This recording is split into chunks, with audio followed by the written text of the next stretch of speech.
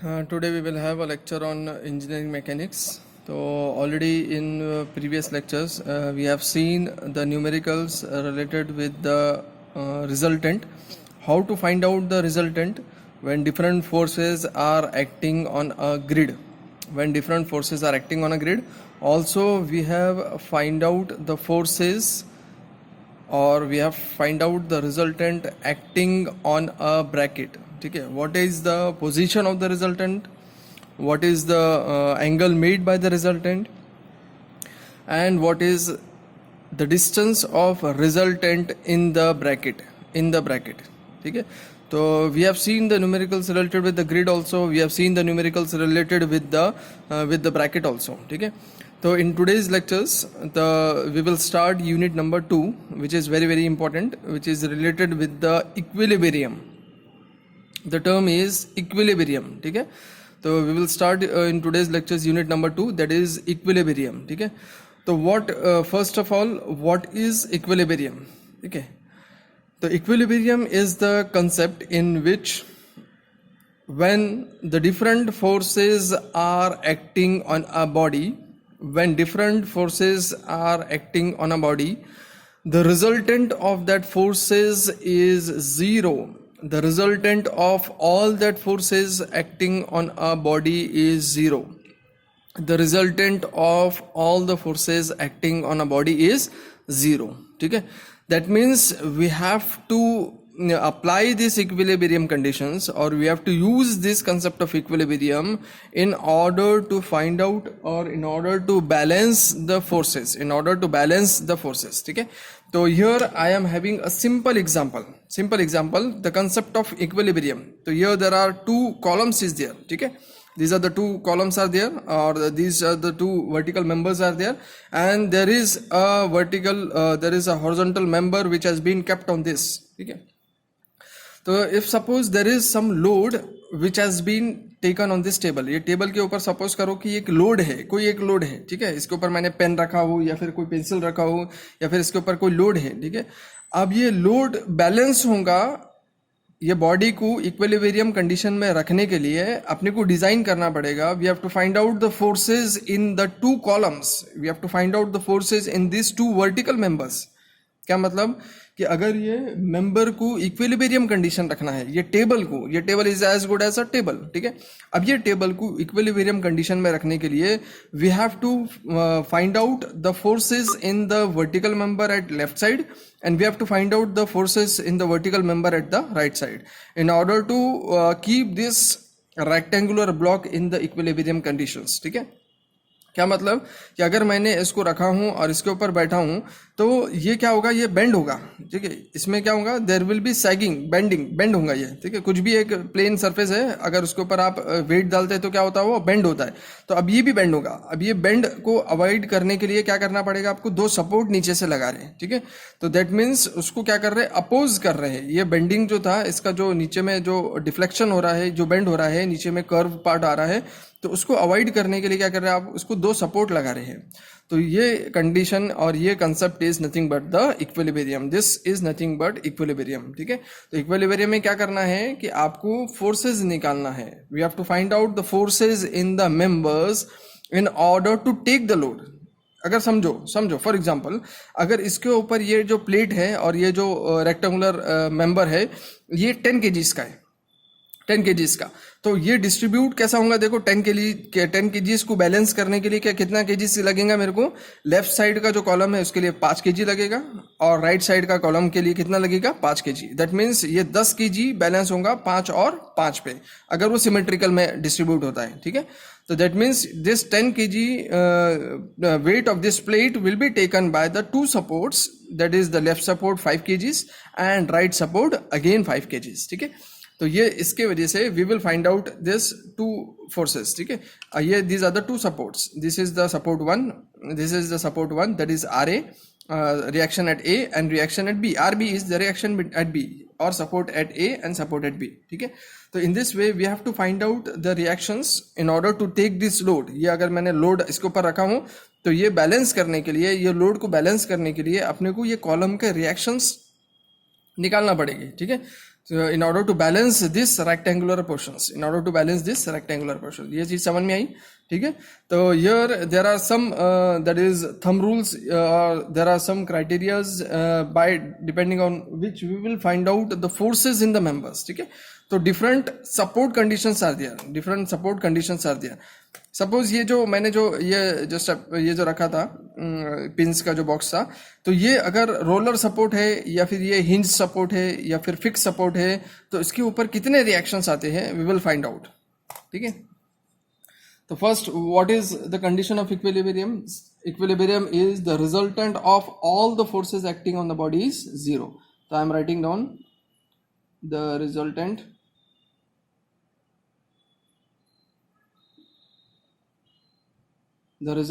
of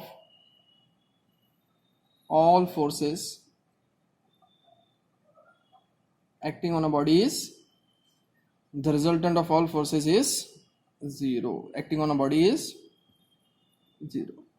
So with the help of these conditions we will find out the forces in the members. ये condition से आप क्या निकालेंगे? forces in the members. उसके लिए आपको क्या निकालना पड़ेगा? First we have to draw the FBD. What is FBD? FBD is free body diagrams. इसको क्या नाम दिए? What is FBD? FBD is free body diagram. क्या मतलब कि आपको वो जो बीम था, जैसा मैंने अभी बताया था, और या फिर जो मेंबर था, उसको सपोर्ट से निकाल दो, ठीक है. Free body diagrams, that means we have to remove the support. अब सपोर्ट निकलने के बाद जो इसका जो फिगर बनेगा उसको बोलेंगे free body diagrams. Free body diagrams, support से निकालने के बाद जो फिगर बनेगा उसको बोलेंगे आप free body diagrams. An isolated view और an isolated figure which shows only the external forces, ठीक है. ऐसा फिगर जो एक्सटर्नल फोर्सेस बताता है, तो such figure is nothing but the free body diagrams.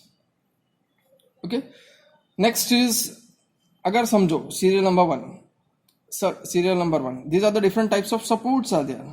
अगर मेरे पास सपोर्ट समझ के चलो, supports, different types of support, जैसे मैंने अभी बताया था, तो कौन से सपोर्ट्स है, तो वी विल फाइंड आउट और we will have the different types of supports, ठीक है. कौन से सपोर्ट्स है? तो first is the roller support. अगर समझो सबसे पहला कौन सा सपोर्ट है मेरे पास? रोलर सपोर्ट है, ठीक है. तो रोलर सपोर्ट एक तरह का, एक ये मेंबर है मेरे पास, ये एक प्लेट है, ये मेंबर है, ठीक है. अब इसमें रोलर सपोर्ट एक्ट हो रहा है. ये मेरे पास रोलर सपोर्ट है. रोलर के लिए व्हील्स है, देखो यहाँ पे व्हील्स, ये ऐसा जो ट्रायंगल के साथ व्हील्स जो है वो रोलर सपोर्ट. अब मैंने क्या किया, ये नॉर्मल जो था मेरा एक मेंबर था, टेबल था बोलो, बीम था बोलो, या फिर एक हॉरिजॉन्टल मेंबर है, उसको सपोर्ट एक तरफ से है, वो रोलर सपोर्ट है. अब ये रोलर को रिमूव किया मैंने, तो उसमें रिएक्शन क्या रहेगा, उसका एफबीडी क्या बनेगा? Free body diagram after removing this support, इसका क्या बनेगा? तो ये एज इट इज मैं यहाँ पे ड्रॉ करता हूं.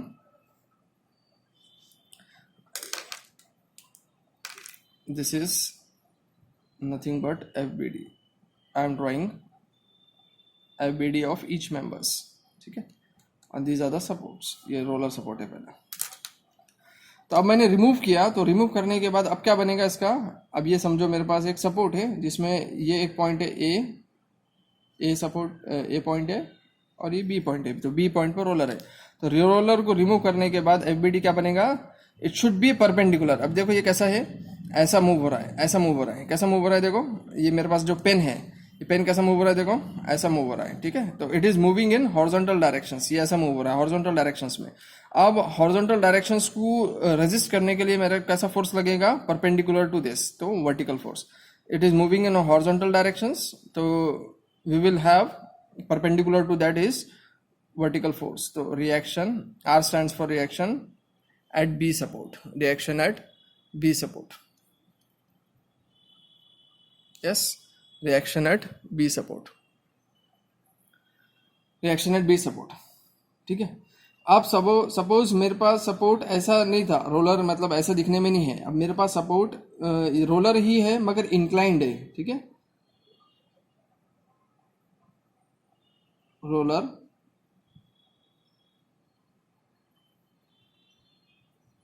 इंक्लाइंड, तो रोलर ही है मगर कैसा है मेरे पास? We are having a inclined तो इंक्लाइन में कैसा है देखो, ऐसा मूव हो रहा है। जैसा मूव हो रहा है उसको अगेंस्ट में अपन क्या करेंगे, उसको परपेंडिकुलर रिएक्शंस एक्ट करेंगे, ठीक है। तो it is moving in this directions, ये ऐसा मूव हो रहा है, ऐसा मूव हो रहा है, ठीक है, ऐसा मूव हो रहा है रोलर। तो अगेन वही टाइप में प्रॉब्लम, परपेंडिकुलर कैसा बनेगा देखो, इसका जैसा रहेगा वैसी परपेंडिकुलर ड्रॉ होगा, ठीक है। तो इसका परपेंडिकुलर ऐसी ड्रॉ होगा आर बी, समझ में आया, ठीक है। Perpendicular drawn in the same sense, ठीक है। तो in the same sense perpendicular is drawn, perpendicular is drawn in the same sense. Third is hinge support.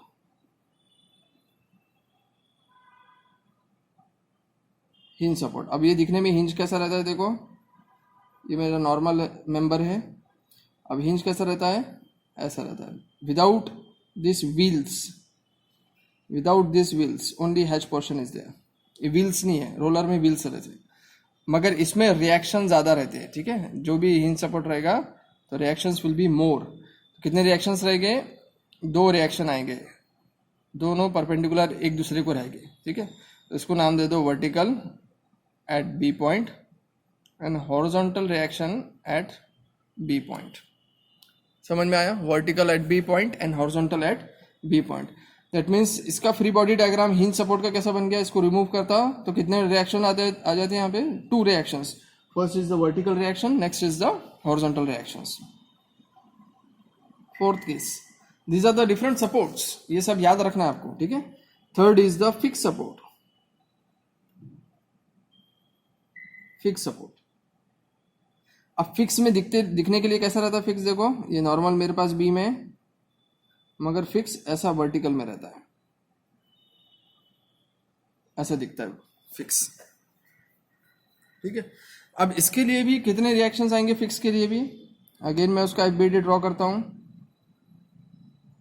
ठीक है। इसको थोड़ा सा अलग इसमें ड्रॉ कर लेते हैं। एक तो वर्टिकल तो रहेगा ही, हिंज के जो 2 है वो 2 तो रहेगी फिक्स के लिए, तो vertical at B, horizontal at B. But hinge के फिक्स के लिए एक एक्स्ट्रा रहेगा, that is movement. Extra is movement, extra is movement, ठीक है। तो कितने सपोर्ट्स हो गए फिक्स के लिए, कितने रिएक्शंस आएंगे फिक्स के लिए, तो while resolving this it will have 3, vertical, horizontal and movement.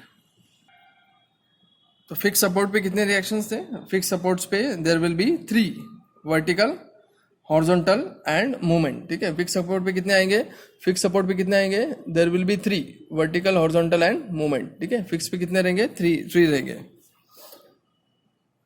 Yes. Next is, अगर समझो कोई एक मेंबर है जो सपोर्ट से रिलेटेड है, ठीक है, जैसे मैंने एक ड्रॉ किया, एक मेंबर है edge support. Third case, fifth case is edge support. अब एज सपोर्ट में देखो, एक मेरे पास एक कंटेनर है, देयर इज अ कंटेनर, ठीक है, there is a container, in rectangular container है मेरे पास, in which there is a rod, ठीक है। अगर ये कंटेनर ऐसा है मेरे पास और उसके अंदर एक रॉड है, ठीक है, there is a rod kept on this container, और कहाँ कहाँ पे वो टच हो रहा है देखो, this rod it has been kept in this container and it is touching at this plane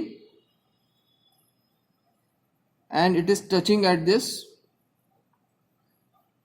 edge, ठीक है। ये रॉड कहाँ पे टच हो रहा है देखो, यहाँ पे एक प्लेन पे टच हो रहा है, यहाँ पे, और यहाँ पे दोनों साइड में हो रहा है, वर्टिकल में भी और हॉरिजॉन्टल में, और यहाँ पे क्या हो रहा है, it is touching at the edge, ठीक है। यहाँ पे एज पे यहाँ पे टच हो रहा है। अगर ये पॉइंट को मैंने नाम दिया बी और ये पॉइंट को नाम दिया ए, तो अब इसका फ्री बॉडी डायग्राम ये बार का कैसा बनेगा, देखो ये मेरे पास बार ऐसी है, ड्रॉ किया मैंने, ये बार है। अब यहाँ पे टच हो रहा था, तो here we will have the perpendicular in this directions. अब इसको नाम दे दो reaction at B. But A support, A पे जो टच हो रहा है, this is nothing but B and this is nothing but A. अब ए पे टच हो रहा है तो ए पे it is touching at this edge but it is in contact with vertical as well as horizontal. That means अब मैंने जब इसको फ्री बॉडी डायग्राम बनाया इसका तो यहाँ पे परपेंडिकुलर वर्टिकल को क्या बन जाएगा हॉरिजॉन्टल और हॉरिजॉन्टल को वर्टिकल क्या बन जाएगा वर्टिकल. ठीक है, तो यहाँ पे देखो हॉरिजॉन्टल पे भी टच हो रहा था ए पॉइंट पे तो हॉरिजॉन्टल पे बन जाएगा वर्टिकल एंड वर्टिकल पे टच हो रहा था तो क्या बन जाएगा हॉरिजॉन्टल. समझ में आई बात. ठीक है, तो in this way at this point there are two. Why? Because at this edge that is a point जो है it is in contact with vertical surface as well as horizontal surface. तो vertical का perpendicular it is horizontal and horizontal perpendicular is vertical. Whereas at point B यहाँ पे it is in contact with only at this point. तो इसका सिर्फ perpendicular draw किया अपन ने, ये 90 डिग्रीज है. ठीक है, it is perpendicular that is 90 degrees. So this is nothing but the third case. So in this way we have calculated the forces acting on a beam. ठीक है, ये थर्ड फोर्स था अपने पास जिसमें we have find out the reactions at A and B. ऐसी और भी हो सकता है. Next case is also ball and socket joint भी है. There is suppose there is a ball and socket joint is also there. These are the rare cases. It has been taken care, but you should remember. Most important is you should remember the reactions taken by these supports. ठीक है, ये सारा all these things it has been done in order to it will be used in some of the problems. ये कहीं ना कहीं use हो सकता है. तो बॉल एंड सॉकेट. ठीक है, बॉल एंड सॉकेट कैसा रहता है देखो, एक मेरे पास बॉल एंड सॉकेट, ये एक मेरे पास एक मेंबर है. ठीक है, this is the member and it is in contact with this plane. ठीक है, ये मतलब सब तरफ से ये कॉन्टैक्ट में है. ठीक है, this inclined member it is in contact in a type of a ball and socket. ठीक है, it is in the type of a ball and socket. ठीक है, ball and socket type it is a best example for this. अगर इसको remove करता है तो what will be the reactions for this? The reactions for this is nothing but the same ball and socket I will draw here. Ball and socket I will draw here, and the reactions will be in all the three planes x, y and z. Normally देखो ये कितने planes में हो रहा है, vertical and horizontal. जैसा अपना graph रहता है X and Y axis, X and Y axis, X and Y axis, X and Y axis. ये तो इंक्लाइन था Y axis. But this ball and socket will also have the 3-dimensional figure that is in along the Z axis. ठीक है, that means इसका एक axis रहेगा reaction, that is suppose we are calling this as R X. दूसरा आएगा R Y और तीसरा आएगा आर सेट. ठीक है, तो here the ball and socket joint. ठीक है, तो in this way we have covered the different types of supports. बहुत ज़्यादा इंपॉर्टेंट है बिकॉज द सिंपलेस्ट वे और the most important is these types of supports. To remember these types of supports because it has been given in the figures. जितना आसानी से you will recall these supports, the simplest way you can solve the problems. ठीक है, the confusion, more confusion will be there, so you will not the problem cannot be solved. ठीक है, तो therefore roller support में कितने reactions रहते हैं देखो. परपेंडिकुलर में अगर समझो ये रोलर सपोर्ट हॉरिजॉन्टल ना होते हुए ऐसा था, वर्टिकल में मूव होता है, तो इसका रिएक्शंस कैसा बन जाएगा, हॉरिजॉन्टल बन जाएगा. सिंपल वे में याद रखो, रोलर सपोर्ट रहेगा तो परपेंडिकुलर जैसा मूव हो रहा है उसका परपेंडिकुलर में एक ही रिएक्शन आएगा. इंक्लाइंड होता है तो एक ही रिएक्शन आएगा, बट ये परपेंडिकुलर रहेगा. ठीक है, अब हिंज रहता है तो कितने रिएक्शंस आएंगे, 2 आएंगे, मगर दोनों भी परपेंडिकुलर रहेंगे एक दूसरे को. एक वर्टिकल आएगा, एक हॉरिजॉन्टल आएगा, एक वर्टिकल आएगा, एक हॉरिजॉन्टल आएगा.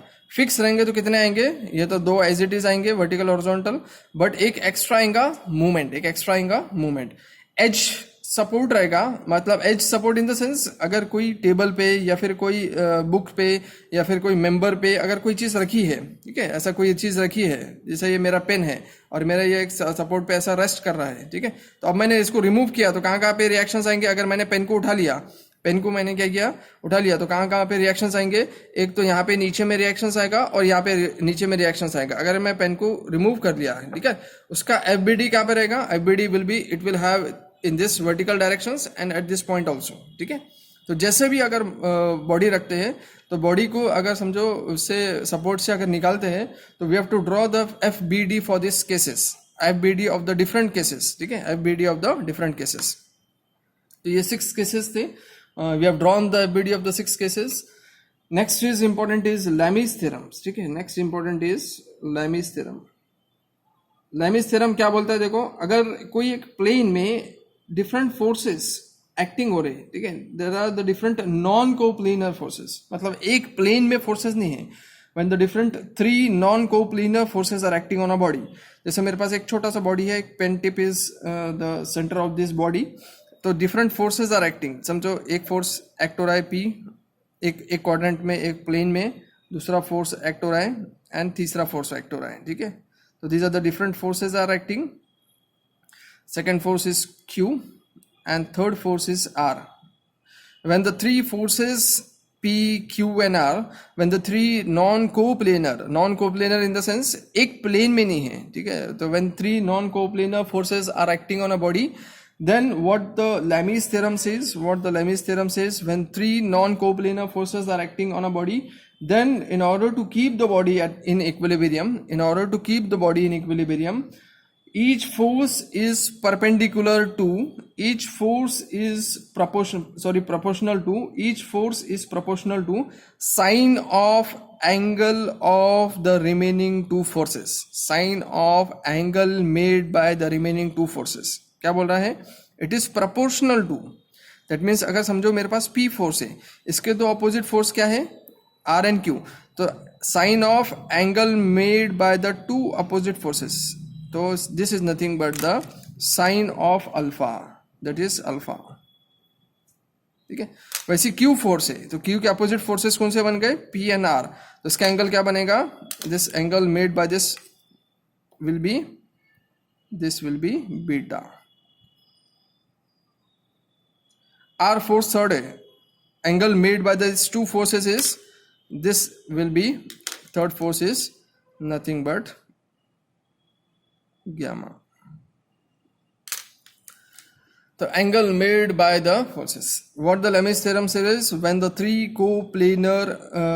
non-coplanar forces are acting on a body, in order to keep the body in equilibrium, each force is proportional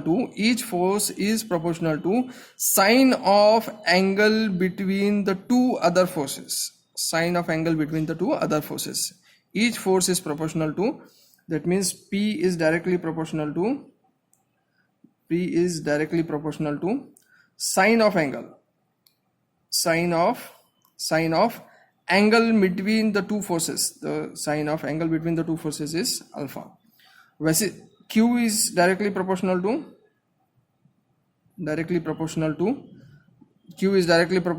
sine of angle between the 2 forces, that is beta. Then R is proportional to sine of angle between the 2 forces, that is gamma. अब इसको simplified वे में अगर अपन करेंगे तो P is equal to क्या होगा? Proportional को अपन is equal to में करेंगे तो 1 अपॉन आ जाएगा. तो 1 अपॉन, तो सिंपलेस्ट वे में P sine of alpha, cross multiplication करेंगे तो क्या बन जाएगा? P sin of alpha, that is equals to Q sin of beta, that is equals to R sin of gamma. ठीक है, तो this is nothing but the Lami's theorem. ठीक है, P upon sine of alpha, that is equals to Q upon sine of beta, and that is equals to again R of sine of gamma. So this is nothing but the Lami's theorem. Okay, so here we will end this today's lectures, in which we have seen the different types of supports, and we have already also seen the different types of forces, Lami's theorem, when the 3 non-coplanar forces acting on a body. Here we will end this today's lectures. Thank you everyone.